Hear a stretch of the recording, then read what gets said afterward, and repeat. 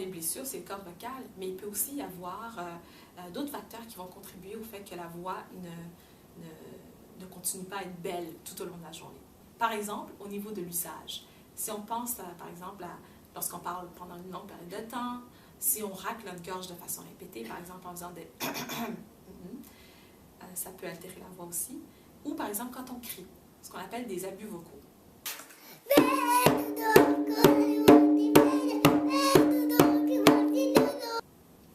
Qui peuvent rendre la voix un peu plus faible aussi en fin de journée. Ou qui peuvent créer des difficultés beaucoup plus importantes.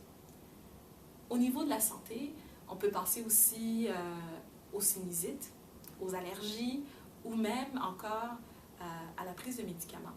Il y a certaines médications qui contiennent des composantes qui vont assécher la voix. Alors, c'est très important pour vous de demander à votre médecin avant de prendre ce type de médication-là, surtout lorsque vous prenez de la médication pour les infections respiratoires.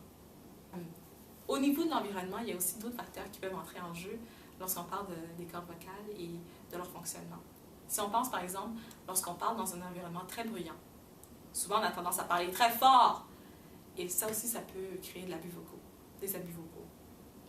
Donc, la même chose si on est dans un environnement très sec ou dans un environnement où il y a beaucoup d'allergènes, par exemple des tapis ou du poil d'animal.